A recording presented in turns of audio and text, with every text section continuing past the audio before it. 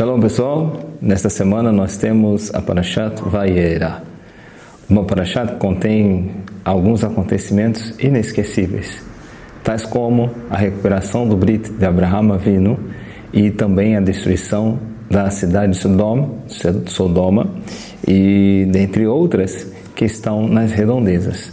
Mas a gente vai começar a falar sobre aquele encontro muito interessante dos 3 anjos que aparentemente eram como beduínos que estavam perambulando ali nas áreas do deserto, e eles foram até o encontro de Abraham.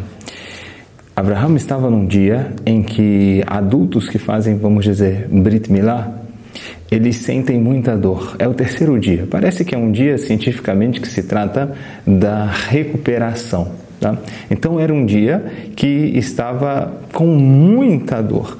E o Abraham, ele tem todo o cuidado, ele tem toda a preocupação de receber esses viajantes, de receber esses visitantes. E, imediatamente após tudo isso, esses anjos vão para Sodoma, aonde acontece aquela destruição que nós tanto conhecemos.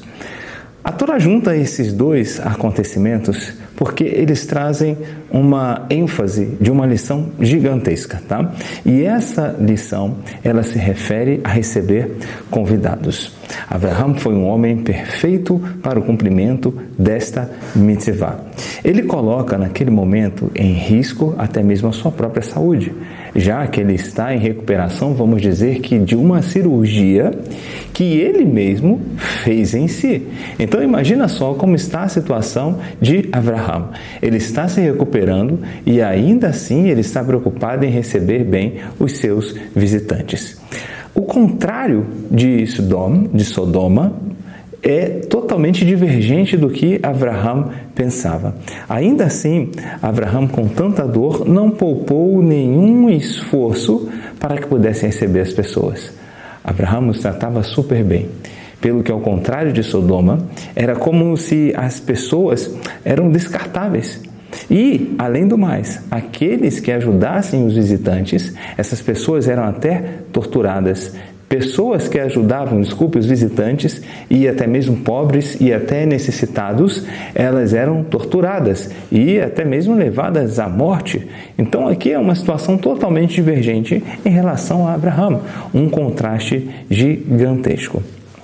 Após os anjos terem se revelado a Abraham, Deus falou para Abraham sobre os seus planos. E quais eram os planos de Hashem? Conta os nossos sábios que Deus falou que não podia executar esse plano sem que antes ele falasse isso para Abraham. Tem um vídeo no nosso grupo fechado sobre isso. Depois vocês dão uma assistida lá para entender um pouquinho melhor do que aconteceu aqui nessa história. Sabemos que Abraham vai lá e pede para que Hashem não destrua se houvesse uma determinada quantidade de justos, se houvesse 50, se houvesse 40, 30 e assim por diante. E ele insistiu veementemente nisso. Mas fica aqui uma ideia um pouco estranha. Já que aquelas pessoas eram extremamente perversas, os habitantes de Sodoma eram pessoas extremamente perversas, eram Rechaim. E agora Abraham está pedindo para que Deus tenha misericórdia daquela cidade. E obviamente quando fala da cidade, fala das pessoas que estão lá. Mas aqui tem uma lição muito grande que nós precisamos aprender. É claro que Abraham tinha diversas qualidades. E uma das qualidades de Abraham era ser extremamente humilde e ser bondoso. Assim como Moshe, Abraham também era muito humilde e também muito bondoso.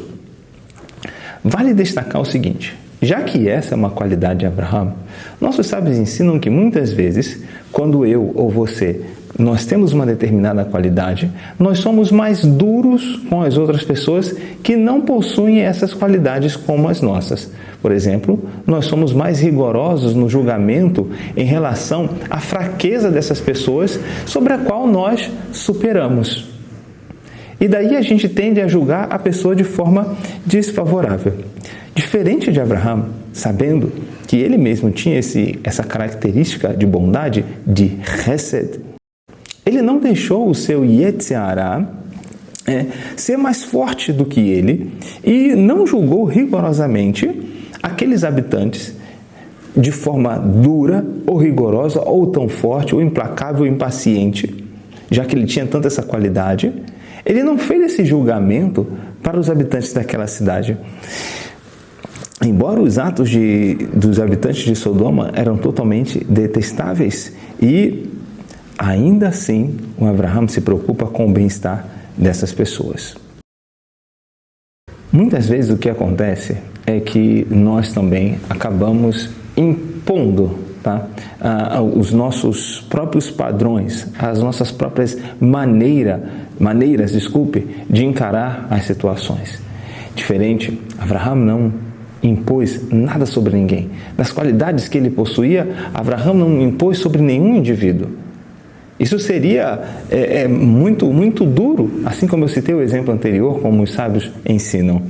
Mas ele ainda assim fez pedidos a Hashem para que não destruísse aquela cidade. Vamos dar um exemplo aqui muito prático. Imagina que vamos imaginar que você é muito organizado. Futuramente, você vai ter que conviver com pessoas que não são tão organizadas quanto você. Você vai ter que conviver com pessoas que fazem bagunça a todo tempo. Pessoas que deixam as coisas espalhadas pela casa, pelo escritório, onde quer que seja. A gente vai acabar lidando com esse tipo de situação. Se não for no trabalho, se não for com a nossa família, vai ser com o seu cônjuge futuramente. Ensina-nos os sábios o seguinte: se essa pessoa que é muito organizada tenta impor os seus padrões de organização sobre a outra, ela mesma vai se tornar uma pessoa frustrada. Porque ela vai querer exigir que a outra organize a casa, por exemplo, o escritório, seja lá o que for, de acordo com seus próprios padrões. E não é assim. Essa grande lição de Abraham vem nos ensinar algo. Lógico que tem os dois lados, eu vou tentar transmitir os dois rapidamente, mas o que os nossos sábios estão querendo dizer aqui é o seguinte: nesse caso, a gente está colocando uma imposição sobre uma pessoa para ela ser exatamente igual a nós. Isso não vai funcionar. Nem as pessoas não têm padrões semelhantes, as pessoas não têm padrões iguais. E os nossos sábios dizem que nós devemos aceitar essas pessoas. Uau! Devemos aceitar essas pessoas. E, ao mesmo tempo, a gente não pode se tornar injusto exigindo que ela tenha o mesmo comportamento que nós. O correto é que nós, que temos uma determinada qualidade, aceite o defeito daquela pessoa. Claro que não é para a pessoa se estabilizar naquele defeito com essa consciência. Ele deve melhorar. E a pessoa que é rigorosa e tem essa qualidade, ela deve diminuir o seu rigor e olhar o lado positivo da melhoria que essa pessoa está fazendo, os avanços que ela tem feito. E os sábios dão um conselho. Já que você não está vendo as melhorias de padrão que tanto você exige da outra pessoa, então que você mesmo faça. Assim, também a pessoa vai ver o exemplo que você está dando e, quem sabe, ela não começa a perseguir essa sua atitude e fazer como você e melhorar a midá, as midot dela em relação à sua própria atitude. Claro, como eu disse, ela não deve ficar estabilizada, ela tem que procurar sempre avançar, como falamos na porção da semana passada, e ainda assim, como aconselha o Rambam no Hilchot Deot, procurar o caminho do meio. Da mesma forma, esse exemplo se encaixa perfeitamente nesse aspecto. Compreendemos as pessoas, mas ao mesmo tempo, as pessoas devem fazer avanços para se tornarem mais equilibradas. Temos também um áudio no nosso grupo sobre isso, que é uma narrativa sobre o Hilchot Deot, conduta e caráter do Rambam. Uma outra coisa que a gente precisa ter em mente e que é muito importante: Abraham Avinu era um gigante, mas ele nunca quis impor os seus padrões. Imagine que ele fosse querer colocar sobre as pessoas que elas fossem tzadikim, quanto o Abraham o é. Seria muito difícil. Seria ótimo se conseguisse, mas é uma missão de uma pessoa, é a característica que Deus deu para ela, é a função dela. Então, de repente, isso não vai caber dentro da porção de outros demais.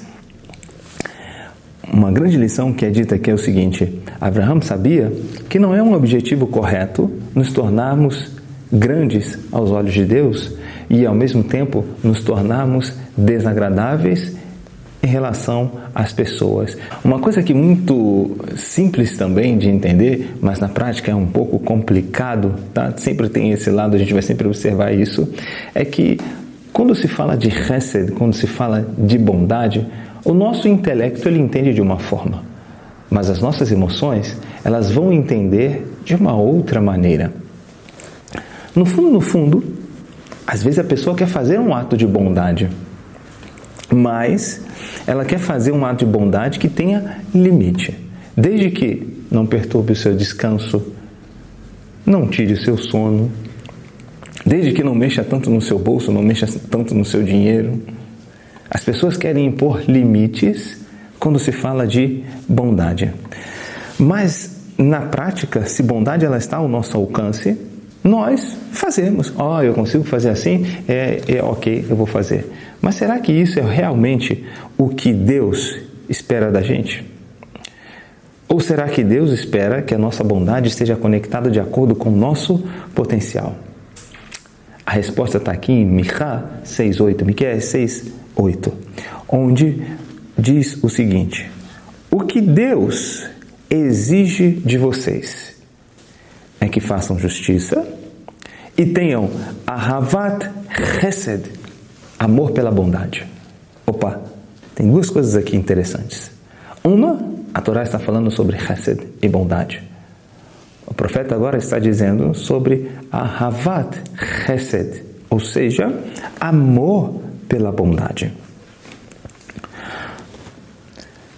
Quando a gente ama realmente, a gente faz de tudo para realizar aquela determinada atitude. E como a gente poderia qualificar o que é Hesed e qualificar o que é amor pela bondade? O que é bondade e o que é amor pela bondade? O Rav Efraim dá um exemplo muito interessante sobre isso e é com base nos ensinamentos dele também que estamos falando sobre toda essa abordagem da Parashat Vayera. Ele diz o seguinte: bondade é você às 2 horas da tarde e visitar um doente. Amor pela bondade é você às 2 horas da madrugada e visitar um doente. Entenda a diferença entre um e outro. Veja como isso aqui é muito, muito profundo. É nós nos esforçarmos e no limite para fazermos o bem sempre, mesmo que isso vá nos custar algo um pouco maior, além das nossas forças. Isso significa amor pela bondade. O Rav Shlomo Wolbe, ele diz o seguinte: o nosso trabalho é constantemente aumentar esses limites. Falamos isso na semana passada, tem um vídeo, depois você dá uma visualizada novamente para completar com esse assunto que a gente está dizendo hoje. O Rabbeinu Yonah, em sua obra Sha'arei Teshuvah, nos ensina que o homem está obrigado a se esforçar do fundo de sua alma para ajudar o próximo, pois isto é uma das coisas mais importantes exigidas do ser humano.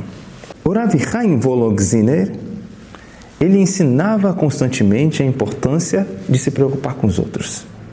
E assim ele sempre repetia em sua casa: pois isso é o ser humano. Não para si mesmo foi criado, e sim para ajudar o próximo com toda a força que tiver. Não é suficiente a gente fazer bondade só até aquilo que a gente alcança.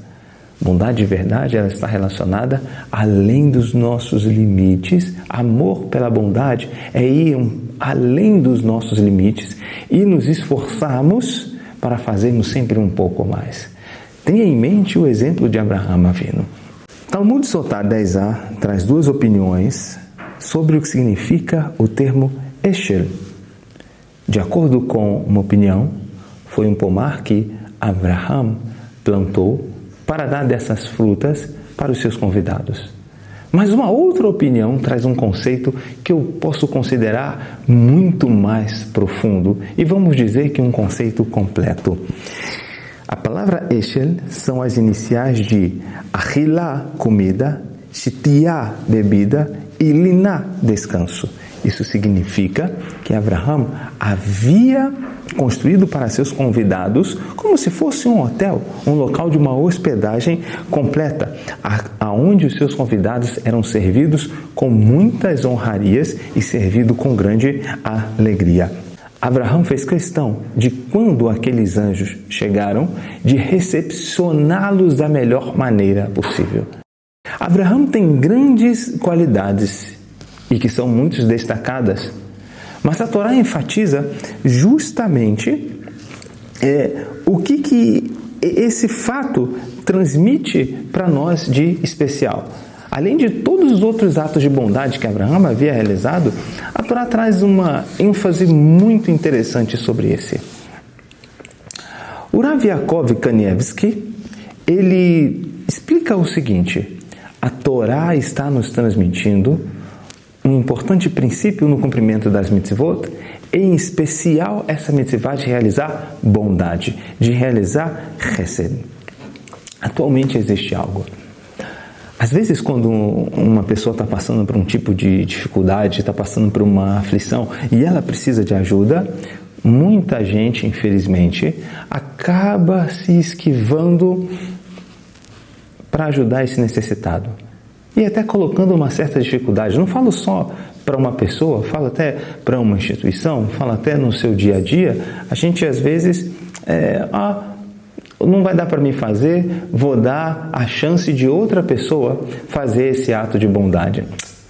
Isso aqui é uma coisa que não está certo. Ele usa aquela desculpinha, vou dar honra para que outras pessoas possam ter o mérito de realizar essa mitzvah. Porque, afinal de contas, eu estou ocupado com outras mitzvot. A gente sempre encontra, às vezes, uma determinada justificativa para quando a gente não quer fazer uma coisa. E aí a pessoa diz, não, eu estou ocupado com a mitzvah de ajudar o fulano de tal. Não, eu estou ocupado com a mitzvah de ajudar algumas coisas lá na comunidade, fazer isso, fazer aquilo outro, e eu estou envolvido demais com muitas coisas e não vai dar para eu suprir essa determinada necessidade. A gente apresenta vários argumentos para se justificar. Mas eu gostei muito dessa expressão que o Rav Efraim utilizou. Ele falou o seguinte: o exemplo de Abraham Avinu é como um tapa na cara da gente. Verdade. É como se levássemos uma bofetada. Abraham Avinu não procurou nenhuma dificuldade, nenhuma justificativa para se ocupar com a mitzvah de realizar o recebimento de convidados. E, em outras palavras, de fazer bondade com aquelas pessoas também. Abraham já era, vamos falar que para a idade dele, era idoso, 99 anos. Abraham estava se recuperando de uma cirurgia. Terceiro dia, o dia mais doloroso. Como eu disse, quem fez brit, fez essa operação um pouco já crescido, sabe o quanto isso é doloroso o terceiro dia. Ainda assim, enquanto ele estava se convalescendo, vamos dizer, Abraham pede para o seu servo, Eliezer, andar pela redondeza procurando visitantes para que Abraham pudesse recebê-los. Ele retorna e diz para Abraham que não encontrei ninguém. E o que Abraham faz? Rapidamente, ainda se convalescendo, vai para a porta da sua casa ver se passa alguém. E quando passam esses visitantes, esses três, vamos dizer, beduínos, que eram na verdade os três anjos, Abraham se apressa para atendê-los da melhor maneira possível, para dar a eles tudo o que fosse necessário para com que eles se sentissem em casa. Apesar de todas as suas dificuldades, Abraham Avinu não procurou nenhuma justificativa para deixar de cumprir essa mitzvah. E é por esse motivo que a Torá menciona esse aspecto dele. Ele não tinha nenhuma obrigação de se levantar. Apesar de estar com dores e se sentindo com algumas dificuldades, ele mesmo assim o fez. Mas ele não era obrigado a fazer isso. Ele também não procurou nenhuma outra pessoa para que o fizesse. Olha, veja se o meu servo pode te ajudar, meu servo vai te servir. Não, ele de pronto estava lá disposto a realmente atender aqueles visitantes. E aqui uma mensagem muito profunda que diz que esse exemplo de Abraão é um modelo dos esforços de entrega que somos exigidos pela Torá para o cumprimento das mitzvot, em especial a mitzvah de Chesed. Para a gente terminar, eu queria contar para vocês uma história, mais uma vez tendo como exemplo o Tzadik e nosso patriarca Avraham Avinu, que às vezes é muito fácil ser um justo às custas dos outros, não é verdade? Eu vou contar essa história e vocês vão entender exatamente o que eu quero dizer com isso. O Rabino Israel Salanter era um homem muito santo e rigoroso com o cumprimento das mitzvot. Certa vez, ele foi convidado por um de seus alunos para jantar de Shabat. O Rabino explicou ao aluno que nunca aceitava um convite antes de saber os detalhes do costume dessa casa. Obviamente, cada segmento, ali em Sfardi, Ashkenazi, tem costumes diferentes. E quando uma pessoa chega numa casa, por exemplo, para fazer o Shabat, até o que é permitido colocar na plata, o que está na mesa, os alimentos, as rezas, as entoações, tudo tem costumes diferentes. Então, ele queria se certificar desses costumes sempre que ele era convidado por algum dos seus alunos. Mas o próprio aluno começou a falar para ele, explicar quais eram os costumes, e disse: na minha casa tudo é feito com todo o rigor da Halachá, todo o rigor da lei judaica. A carne é comprada em um açougue cujo dono é conhecido como homem muito temente a Deus. A comida é preparada por uma senhora muito séria, viúva de um grande estudioso de Torá. Fora isso, minha esposa passa o tempo todo supervisionando o preparo de cada comida. Cada detalhe, a esposa dele ficava verificando para que nada saísse dos padrões. A mesa é caprichosa, arrumada para o jantar, e entre um prato e outro, nós conversamos sobre a Parashat da semana. E estudamos Halachot, estudamos várias leis. Fora isso, também cantamos músicas de Shabat, e a prazerosa refeição costuma ir até altas horas da noite. Uau! Um kiddush de Shabat, um recebimento de Shabat extremamente poderoso, vamos falar assim. Depois de escutar todos os detalhes, o Rav Salanter aceitou o convite, mas com a condição de que o jantar não se estendesse por tanto tempo, não ficasse muito tarde.